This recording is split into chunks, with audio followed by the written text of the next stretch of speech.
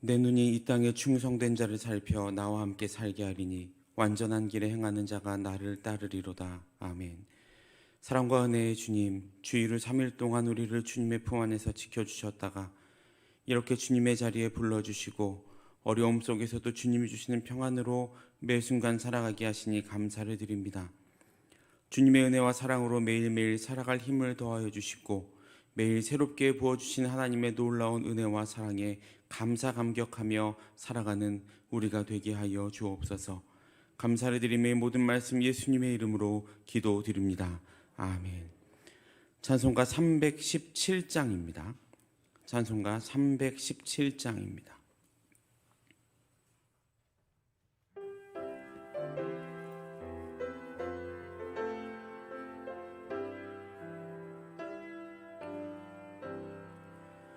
내 주 예수 주신 은혜 한없건만 내 주 앞에 이 적은 것 다 드리니 주 예수여 내 정성을 받으소서. 주 날 위해 보배로운 피 흘리사 그 귀하신 생명까지 다 주시니 내 천한 몸이 생명을 왜 아끼랴. 주 예수께 빚진 것이 한없건만 나 주 위해 드린 것은 참 적으니 주 예수여 너그럽게 보옵소서. 날 위하여 십자가에 피 흘리신 주 예수의 은혜로서 인치시고 내 모든 것 주의 소유 삼으소서. 주 날 위해 그 귀한 몸 버리사 이 내 몸을 피값으로 사셨으니 내 생명도 주 예수께 바칩니다.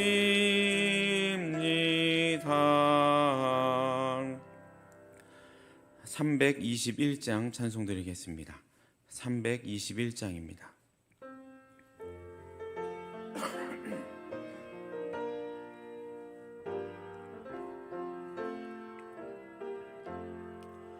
날 대속하신 예수께 내 생명 모두 드리니 늘 진실하게 하소서. 내 구주 예수여 나 그 주 위에 살리라. 내 기쁨 한량 없으리. 내 갈 길 인도하소서. 내 구주 예수여 날 구원하신 예수를 일평생 의지하오니 날 영접하여 주소서. 내 구주 예수여 나 그 주 위에 살리라. 내 기쁨 한량 없으리. 내 갈 길 인도하소서.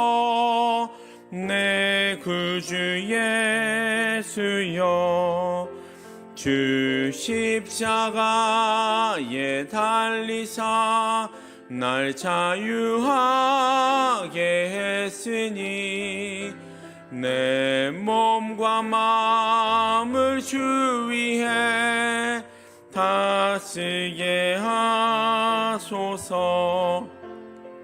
나 구주 위에 살리라. 내 기쁨 한량 없으리. 내 갈 길 인도하소서. 내 구주 예수여. 아멘.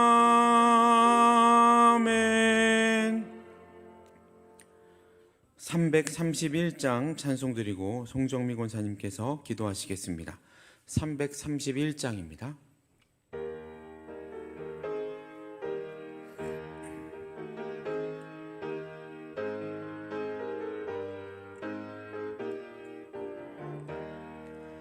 영광을 받으신 만유의 주여, 우리가 명령을 따르리다. 베푸신 은혜를 감사히 알고 진실한 마음으로 섬기겠네. 그 주의 은혜 주시는 대로 영원히 받들어 섬기겠네.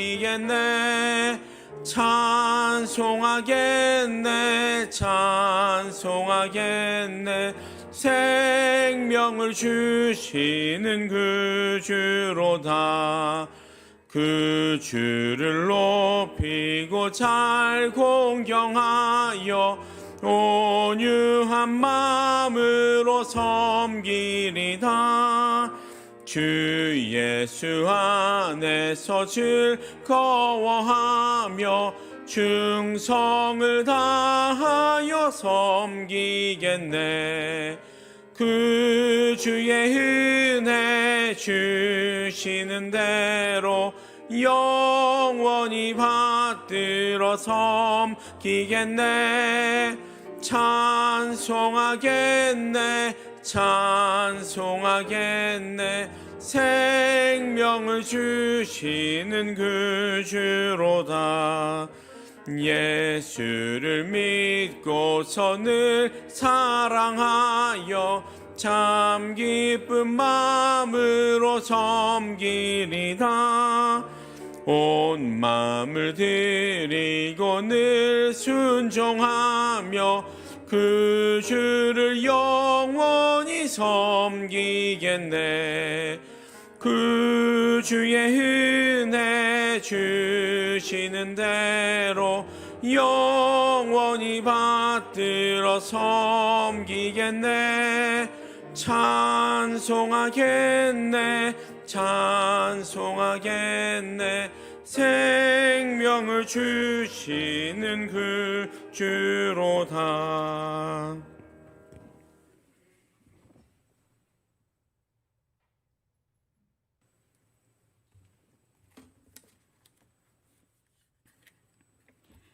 사랑이 많으신 하나님 아버지, 부족하고 연약한 저희들을 보호하고 인도하여 주시는 주님의 사랑에 감사드립니다. 세상에 속해 살다가 3일밤 예배로 주님을 예배할 수 있는 귀한 시간을 구별하게 하신 것도 감사드립니다. 항상 기뻐하고 쉼없이 기도하며 범사에 감사하는 것이 하나님의 뜻임을 알면서도 주님의 뜻대로 살지 못하고 말씀이 넘치는 시대를 살고 있지만 말씀대로 살지 못한 저희들을 용서하여 주시옵소서. 한없이 연약한 저희들은 하나님의 은혜를 떠나서는 살 수 없습니다. 가진 것이 없다고 불평하지 않고 교만하지 않게 하시고 하나님이 주신 것에 감사하는 마음 잃지 않게 하여 주시옵소서. 위로의 하나님, 태풍으로 인해 어려움에 처해 있는 농가와 국민들을 위로해 주시고 오랫동안 지속되고 있는 코로나로 인해 전 세계가 총체적인 경제 위기에 처해 있고 우크라이나 전쟁으로 안팎으로 불안한 시기를 보내고 있습니다. 눈물을 흘리며 기도하는 많은 그리스도인들의 기도를 들어주시고 하나님의 평안이 함께하길 기도합니다. 작은 일에도 감사할 수 있는 믿음의 눈을 주시고 고난 중에도 주님께 소망을 둘 수 있게 하소서. 상황에 따라 흔들리지 않으며 시냇가에 심은 나무처럼 든든히 뿌리를 내리고 시절을 따라 과실을 맺는 신자가 되기를 간절히 원합니다. 이 시간 육신이 연약하여 예배에 참석하지 못한 환우들을 기억하여 주시사 주님께서 친히 찾아가셔서 주님의 보혈로 어루만져 주시어 치유되게 하여 주시옵소서. 이 세상의 위로는 하나님께서 주시는 것과는 견줄 수 없사오니 하나님의 위로로 다시 일어날 용기를 얻게 하여 주시옵소서. 새롭게 임직되신 장로님, 안수 집사님, 권사님께도 은혜를 주시어 각자의 사명을 성령 충만한 가운데 감당하며 믿음과 사랑 안에서 모범이 되도록 축복해 주시옵소서. 새로 오실 청빙 목사님을 위해 모든 성도들이 기도 중에 있습니다. 수유동 교회에 속한 모든 성도들의 믿음의 뿌리가 더욱 굳건해지고 계획하는 사역이 하나님 뜻에 합하여 하나님의 영광을 더욱 드러내는 목사님이 오실 수 있도록 인도하여 주시옵소서. 저희들의 생각이 하나님보다 앞서지 않게 하시고 저희들의 결정이 하나님의 결정을 뒤엎지 않게 하시어 주님께서 저희들의 결정자가 되어주시길 원합니다. 이의식 담임 목사님, 교회를 섬기고 교회를 위해 기도하며 성도들을 하늘 양식으로 먹일 때에 피곤치 않게 하시고 영육간에 강건케 하셔서 남은 목회 사역 잘 감당케 하여 주시옵소서. 이 시간 말씀 전하시는 강신일 목사님께 크신 은혜로 함께하사 평강과 기쁨이 넘치게 하여 주시옵소서. 준비한 산 믿음 7, 8, 9 구역원들의 찬양을 기쁘게 받아주시고 찬양 가운데 주님의 은혜의 강물이 흐르게 하셔서 마음과 육신이 온전히 주님으로 채워지게 하옵소서. 모든 말씀 우리를 죄에서 구원하신 예수 그리스도 이름으로 기도드립니다.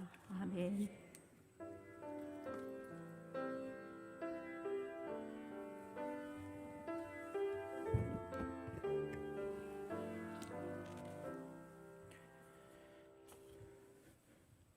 오늘 우리가 함께 나눌 말씀은 사도행전 18장 24절부터 28절까지의 말씀입니다.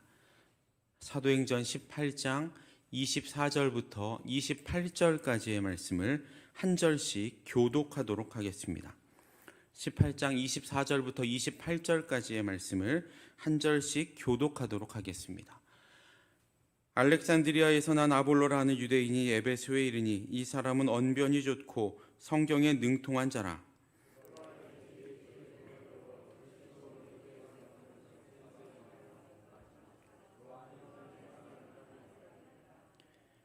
그가 회당에서 담대히 말하기 시작하거늘 브리스길라와 아굴라가 듣고 데려다가 하나님의 도를 더 정확하게 풀어 이르더라.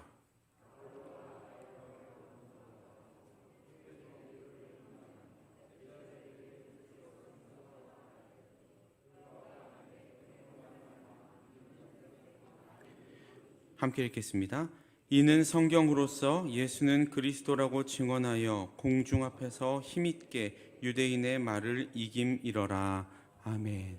이 시간 3교구 믿음 7, 8, 9 구역에서 특송해 주시겠습니다.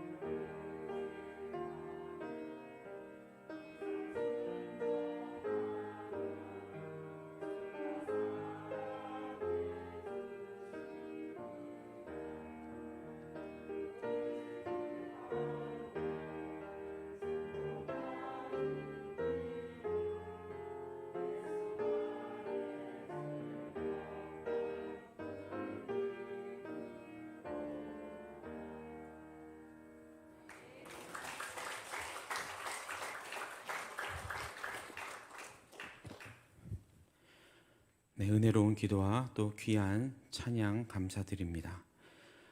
주일 이후 세상에서 주님의 백성으로서의 삶을 힘을 다해 살아가시다가 오늘 이 수요 예배 자리에 나오신 모든 성도님들을 주님의 이름으로 환영하고 축복합니다.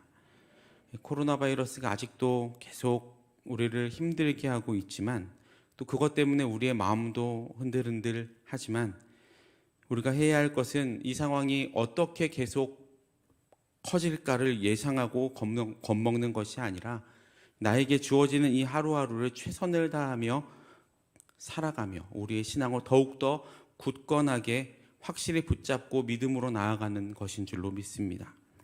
그렇게 오늘 남은 시간도 그리고 내일 새롭게 시작하는 그 하루도 또 남은 일주일도 하루하루 믿음을 굳건하게 지켜 나아가시며 살아가시는 모든 성도님들 되시기를 주님의 이름으로 축복합니다. 우리 옆에 계신 성도님들과 매일 기도하고 있습니다 라고 함께 인사 나눠주십시오. 네, 감사합니다. 이 사도행전은 예수님의 제자인 누가가 기록을 했습니다. 그리고 사도행전의 기록 목적도 이 사도행전 1장에서 말하듯이 택하신 사도들이 성령으로 충만하여져서 부활하신 예수 그리스도를 전하는 것, 이것이 사도행전의 기록 목적입니다.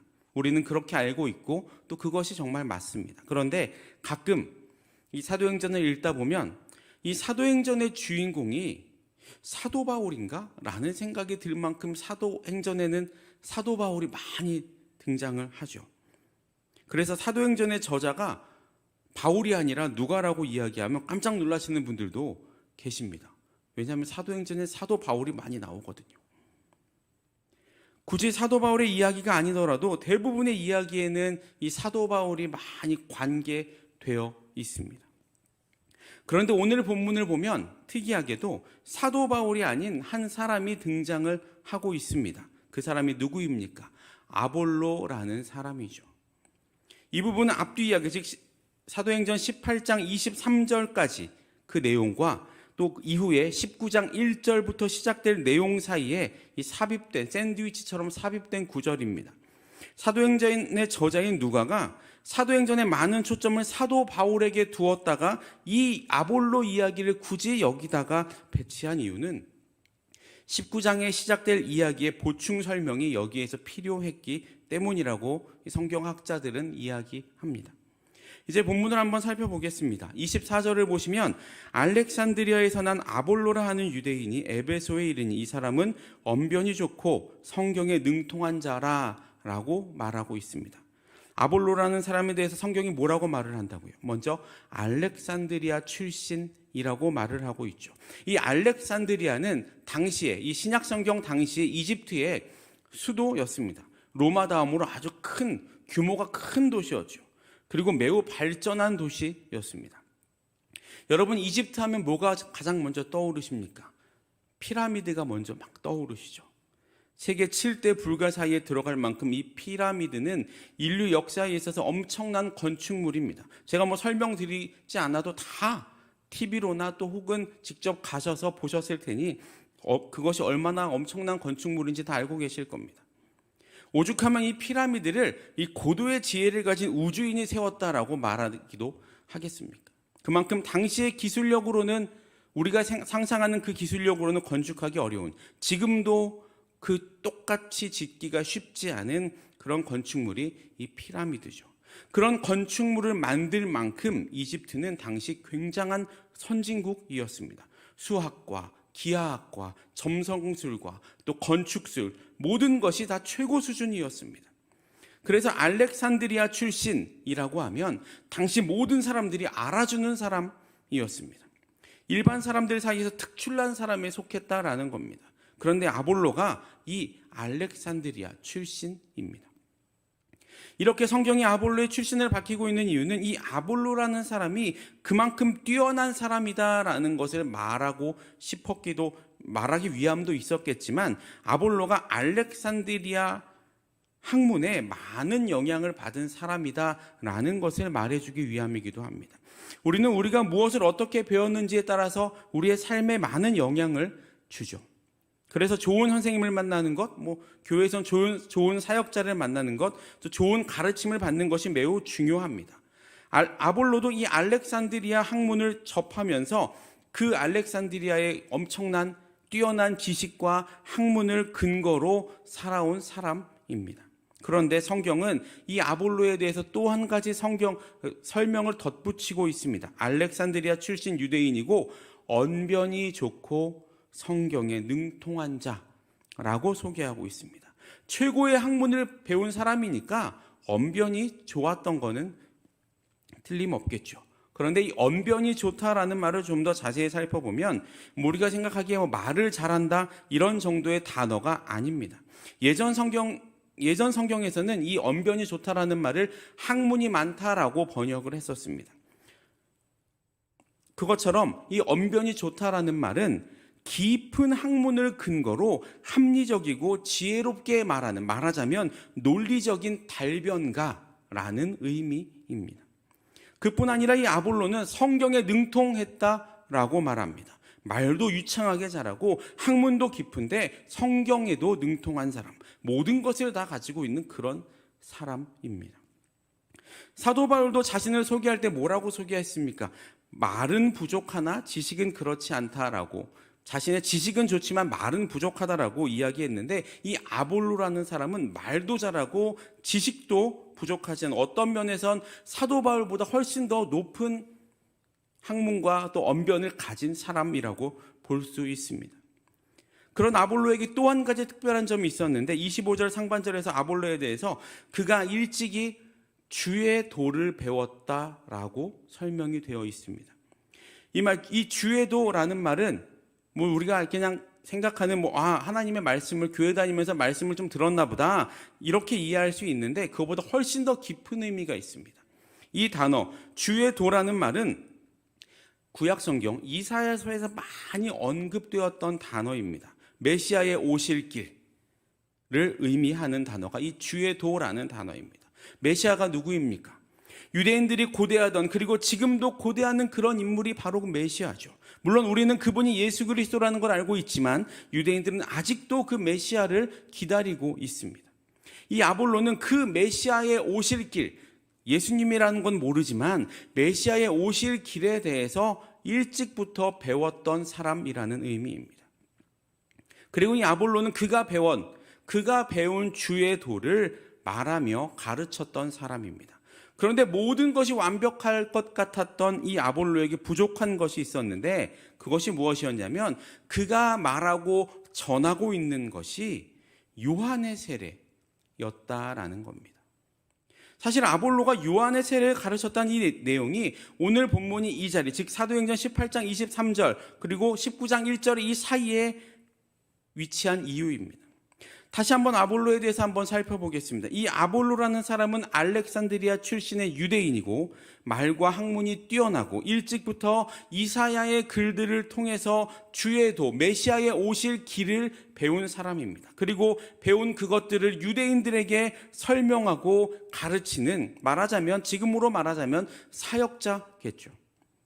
그런데 이 사람은 요한, 즉 세례 요한의 세례까지만 알고 있었습니다. 다시 말하면 신약 이후에 예수님에 대해서 나름 자기는 안다고 설명을 하고 있지만 사실 예수님에 대해서는 잘 모르는 사람이라는 말입니다. 지식의 한계가 있었던 사람입니다. 세례 요한의 세례, 즉 우리가 말하는 이 물 세례만 알고 예수 그리스도의 죽으심과 십자가의 사건의 의미와 부활의 생명의 기쁨과 성령의 기름 부으심, 이런 의미에 대해서는 완전히 모르고 있었다라는 말이죠. 그런 아볼로가 에베소에 도착을 하자마자 자신이 가지고 있는 지식과 언변으로 이사야 선지자가 말했던 메시아의 도를 유대인의 회당마다 가서 전합니다. 그리고 그 자리에 마침 사도 바울과 같이 텐트 만드는 일을 했던 한 부부, 브리스길라와 아굴라 부부를 만나게 됩니다. 원래 이 부부는 고린도에 있었던 부부였는데 바울을 따라 에베소 지역으로 넘어와 있는 상황이었습니다. 우연히도 말입니다. 우리가 보기에는 우연이죠. 바울과 고린도에 있던 이 부부가 이때 마침 바울을 따라 에베소로 넘어오고 또 마침 아볼로가 말씀을 전하는 이 자리에 와서 아볼로를 만날 확률이 얼마나 되겠습니까? 하지만 하나님의 일에는 우연이라는 것이 없죠. 하나님은 이 아볼로라는 사람을 세우시고 사용하시기 위한 모든 계획을 이미 다 만들어 놓고 계셨습니다. 에베소에서 우연을 가장한 필연으로 이 아볼로의 사역에 가장 도움될 만한 사람을 예비해 놓으셨던 겁니다. 그렇게 브리스길라와 아굴라 부부가 아볼로의 설교를 한참 듣는데 뭔가 이상한 점이 있었던 것 같습니다.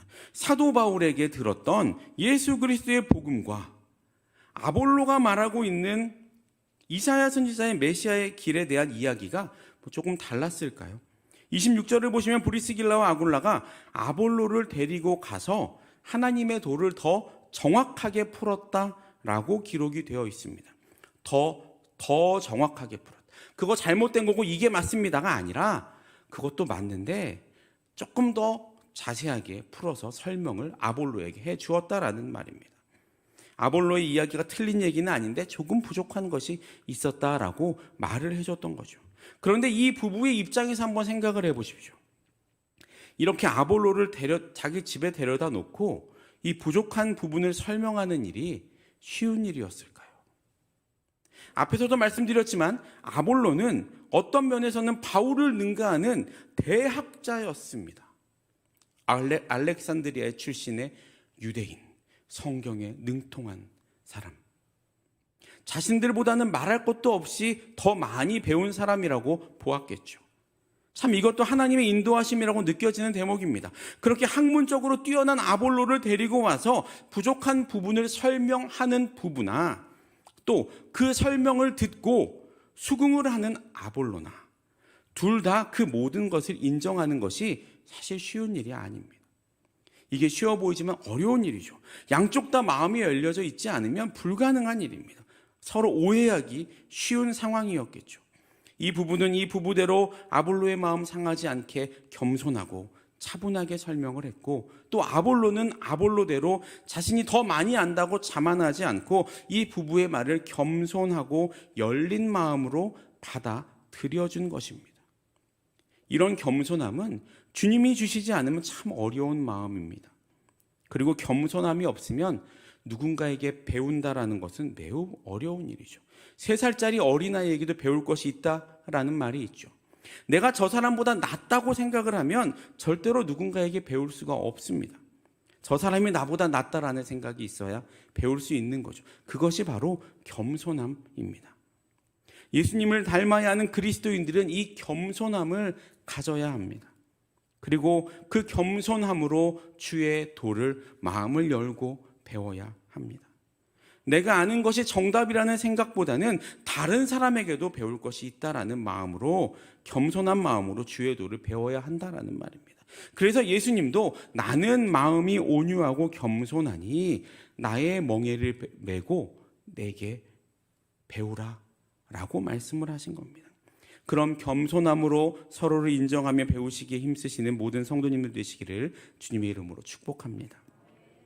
그렇게 겸손한 마음으로 브리스길라와 아굴라의 가르침을 전해 들은 이 아볼로는 자기가 이제까지 알고 있었던 요한의 세례까지만 알고 있었던 이 부분적인 성경에 대해서 뭔가 뻥 뚫리는 충격을 받았습니다. 내가 알고 있는 이 요한의 세례가 전부가 아니었구나. 그 뒤에 뭔가가 더 있었구나. 그렇게 충격을 받은 아볼로의 모습이 27절과 28절에 이렇게 나타납니다.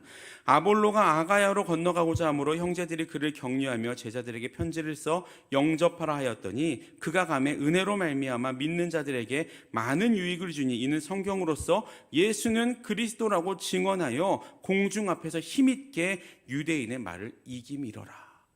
그전까지는 예수님에 대해서 알지 못했고 그저 메시아에 대해서 알고 있었던 이 아볼로가 브리스길라와 아굴라의 설명을 듣고 이제는 예수 그리스도에 대한 복음을 증거하기 시작했다라는 겁니다.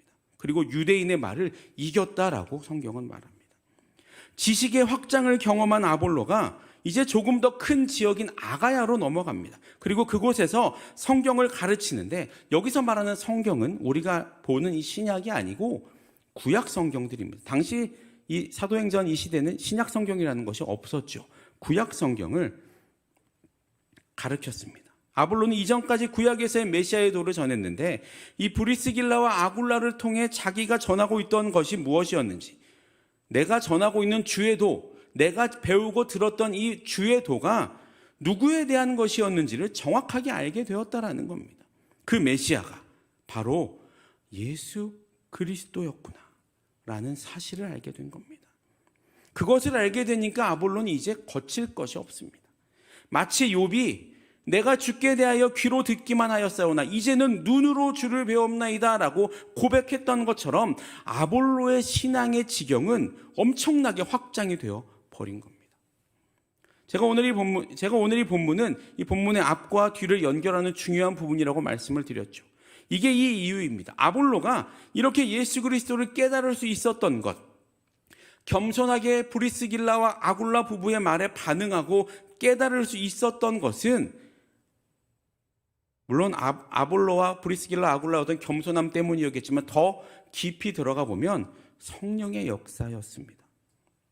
고린도전서 12장 3절엔 이렇게 사도 바울이 말하죠. 그러므로 내가 너희에게 알리노니 하나님의 영으로 말하는 자는 누구든지 예수를 저주할 자라 하지 아니하고, 또 성령으로 아니하고는 누구든지 예수를 주시라 할 수 없느니라. 우리가 예수를 주라고 고백할 수 있는 것은 우리의 힘과 우리의 지혜로와 우리의 경험으로는 불가능한 일입니다. 가시적인 세상을 살아가는 우리가 불가시적인 존재를 믿고 그것에 모든 삶을 내어놓는다? 상식적으로 불가능한 이야기입니다. 그런데 그것을 가능하게 하시는 분이 바로 성령님입니다. 다시 말해서 성령님이 아니시고는 우리는 예수를 주라고 고백할 수 없다라는 겁니다. 아볼로도 그렇습니다. 이사야의 글에 예언되었던 주에도 주님이 오시는 길, 메시아가 오시는 길의 성취자가 바로 십자가에 죽으셨던, 내가 부분적으로 이름만 듣고 있었던 그 예수님이었구나, 그 예수가 바로 그리스도시구나 라는 것을 알게 됐다라는 것은 성령님께서 깨닫게 하신 역사라는 이야기입니다.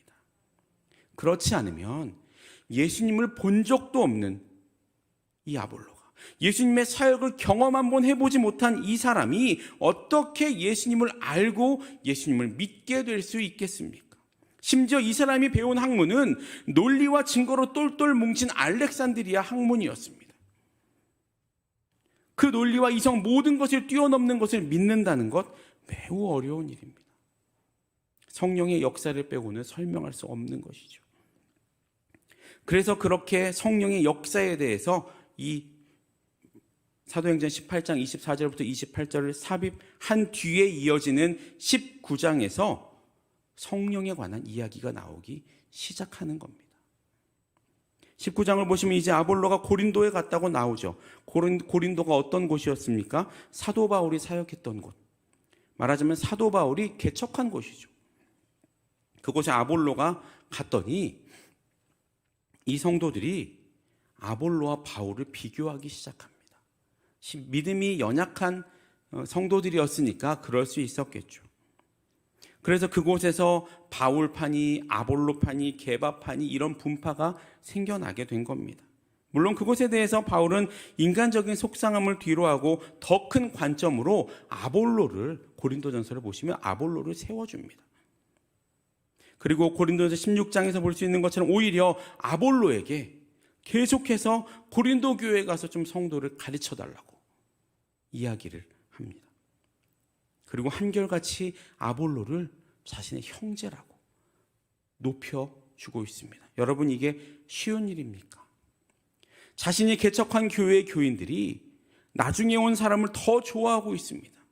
그런데 자기가 보기에도 그 사람이 자기보다 객관적으로 능력이 더 뛰어나 보입니다. 그런 상황에서 그 사람을 더 높여주고 자신의 연약함을 드러내는 것이 참 어려운 일이죠. 바울이 이럴 수 있었던 이유는 하나입니다. 바울이 겸손해서가 아니고 바울의 의식 속에는 하나님의 일에 대한 정확한 관점이 있었기 때문입니다. 자신은 다섯을 가지고 아볼로는 열을 가졌고, 하나님 나라의 관점에서는 자신보다 그 사람이 고린도 교회에 더 필요할 것 같은 사람이라고 생각했기에 그렇게 할 수 있었던 겁니다. 인간적으로는 자존심이 상하는 일이겠지만 바울은 그것이 아무런 상관이 없었던 겁니다. 자존심의 문제를 극복한 것이 아니라 그런 것에 별로 개의치 않았다라는 겁니다. 왜? 아볼로는 아볼로대로, 자신은 자신대로 하나님에게 받은 것이 있고 그것을 하나님의 필요에 맞게 사용하는 것이 정말 하나님의 일을 하는 것이라고 사도 바울은 생각했기 때문입니다. 주께서 각각 주신 대로 말입니다. 바울은 하나님의 일이 무엇이고 하나님이 어떻게 일을 해 나가시는지를 정확히 알고 있었기 때문에 내가 열을 가졌다고 잘난 척할 이유도 없고 5밖에 못 가졌다고 열등감을 가질 필요가 없었던 겁니다. 우리가 읽는 이 사도행전, 아니 성경 전체를 잘 살펴보시면 하나님은 한 사람을 통해서 일하지 않으십니다. 다 각자의 분량만큼 그 일을 하는 겁니다. 그거보다 더하지도 또 그거보다 덜하지도 않고 딱 그만큼만입니다. 그것이 겸손이고 그것이 충성입니다. 내가 할 수 있는 일보다 더 많이 하는 것도, 또 내가 할 수 있는 일보다 덜 하는 것도 순종, 충성이 아니고 나에게 맡겨 주신 그 일에 내가 할 수 있는 한 내 능력껏 최선을 다하는 것, 그것이 바로 충성이라는 말입니다. 그렇게 하다 보면 부족한 부분에는 필요한 사람을 하나님이 보내주시고 협력자를 보내주셔서 그 일을 하나님 스스로 이루어 나가시는 것을 우리는 발견할 수 있게 되는 겁니다. 그것을 발견하지 못하면 우리는 열등감에 사로잡힐 수밖에 없습니다. 왜냐하면 내가 아무리 뛰어나다고 생각해도 나보다 더 뛰어난 사람은 어디에도 존재하고 희한하게도 그 사람이 꼭 내 앞에 나타납니다. 하나님은 모두에게 똑같은 일을 주지 않으십니다. 그러니까 많이 가졌다고 잘난 체할 이유도 없고 적게 가졌다고 주눅들 필요도 없는 거죠. 사랑하는 모든 성도 여러분, 요한계시록에 등장하는 7교회 중에 빌라델비아 교회, 그 빌라델비아 교회를 향한 하나님의 음성을 기억하실 수 있기를 바랍니다. 요한복음 3장 8절에서 하나님은 빌라델비아 교회를 이렇게 칭찬하시죠. 볼지어다 내가 내 앞에 열린 문을 두었으되 능히 닫을 사람이 없으리라. 내가 내 행위를 아노니 내가 작은 능력을 가지고서도 내 말을 지키며 내 이름을 배반하지 아니하였도다. 여기에서 이 작은 능력이 작은이라는 말은 우리가 생각하는 것보다 훨씬 더 작습니다. 헬라어로 미크론이라고 쓰이는데 이 미크론은 우리가 정말 작은 것을 말할 때 사용하는 마이크로의 어원이 됩니다. 즉 빌라델비아가 가지고 있는 이 작은 능력이라는 말은 정말 두드러지지 않고 누가 봐도 시시하고 하찮게 보이는 그런 능력이었다라는 겁니다. 그런 능력이 이 가시적인 세상에서 무엇을 할 수 있습니까? 그런데 여러분, 지금 우리가 2년 넘게 고통당하고 있는 이 코로나 눈에 보입니까? 제가 어제 다큐멘터리를 봤는데 이 북극에 있는 영구 동토층이라는 곳이 있다고 합니다. 몇만 년 동안 한 번도 녹지 않고 얼어 있었던 그 땅이 지금 자꾸 녹고 있는데, 과학자들은 이 영구 동토층이 녹는 것은 마치 판도라의 상자를 여는 것과 같다라고 말을 하고 있습니다. 왜냐하면 그 몇만 년 동안 얼어있던 그 얼음 밑에 무엇이 있는지, 특히 눈에 보이지 않는 어떤 미생물이 있는지, 어떤 병균이 있었는지, 65만 년, 몇십만 년 전에 있었던 그 병균이 다시 창궐할까 봐 두려워하고 있습니다. 눈에 보이는 것보다 눈에 보이지 않는 것이 우리에게 더 큰 위협이 된다고 말을 하는 겁니다. 우리는 큰 능력, 눈에 보이는 가시적인 것들이 중요하다고 말하지만 이 세상 이치를 보면 오히려 드러나지 않는 것이 더 중요할 때가 많습니다. 사람 사는 우리 이 세상도 그렇지 않습니까? 작게는 우리 교회도 드러나게 일을 하시는 분들도 많이 계시지만 사실 이 교회가 아름답게 지금까지 67년 동안 성장하는 데는 보이지 않는 데서 최선을 다하시는 성도님들의 손길이 있었지 않습니까? 회사도 사회도 나라도 마찬가지입니다. 겉으로 보이는 사람들의 힘이 물론 크게 보이지만 겉으로 보이는 사람들의 힘보다는 보이지 않는 데서 일하는 작은 손길들이 모이고 모여서 이 세상, 이 나라를, 이 사회를 움직이고 있는 겁니다. 하나님은 그런 사람을 찾으십니다. 이 마지막 때에 말입니다. 그리고 그때에 착하고 충성된 종아, 내가 적은 일에 충성하였음에 내가 많은 것을 내게 맡기리니 내 주인의 즐거움에 참여할지어다 라고 위로해 주실 겁니다. 오늘 본문의 주인공이었던 이 아볼로는 그의 능력에 비해서 성경에 등장하는 분량이 매우 작습니다. 장면으로 따지면 영화로 따지면 한 장면 정도, 조연도 아니고 엑스트라 정도 되는 단역 배우로 볼 수 있습니다. 하지만 이렇게 아볼로를 하나님이 세우시고 등장시키셨던 이유는 하나님이 사용하시는 사도 바울의 이 긴 복음 전도의 역사를 돕기 위해서, 더 큰 그림으로 말씀을 드리면 결국 하나님의 복음이 전파되는 일에 사도 바울과는 다른 역할을 감당해야 할 사람을 하나님은 등장시켜 주신 겁니다. 크게 보면 사도 바울이나 아볼로나 브리스길라나 아굴라나 성경에 아주 잠깐 등장하는 모든 사람들도 다 하나님 나라의 복음이 전파되어야 한다는 그 한 목적을 이루기 위해서 각자 다른 곳에서 다른 역할을 감당했던 사람들, 즉 모두가 하나님의 도구로 같은 결승점을 향해 각자 달려갈 길을 간 사람들입니다.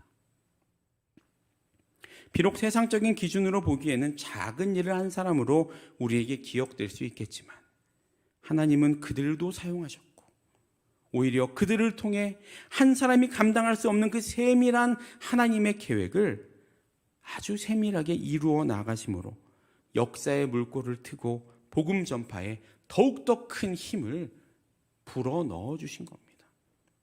지금 이 시간에도 숨어서 소리 없이 일하는 수없는 많은 사람들이 있습니다. 교회도 회사도 나라도 모든 곳에서 드러내서 일하는 사람보다는 드러나지 않고 일하는 사람들이 훨씬 더 많습니다. 그러니까 내가 큰 힘이 있다고, 내가 중요한 사람이라고, 나 없으면 안 된다고 착각해서는 안 됩니다. 제가 경험해 보니까요, 나 아니면 안 될 것 같았는데 오히려 내가 빠지니까 일이 더 잘 되는 일들이 많이 있습니다. 하나님의 일은 하나님이 하시는 거지 사람이 하는 게 아니라는 말입니다. 오늘 우리는 누군가는 사도 바울로, 누군가는 아볼로로, 누군가는 브리스길라 아굴라로, 누군가는 이름도 없는 한 사람으로 모두 함께 하나님 나라를 위해서 일하고 있습니다. 그게 어떤 자리가 되었던, 어떤 일이 되었던, 어떤 사명을 받았든 역할만 다른 거지 목적은 모두 같습니다. 하나님 나라, 하나님 나라의 복음이 온 유대와 사마리아와 땅끝까지 전해지며 모든 민족이 그 복음을 전해 듣게 하기 위한 하나님의 그 놀라운 구원의 계획이 우리를 통해 이루어지고 있다는 말입니다.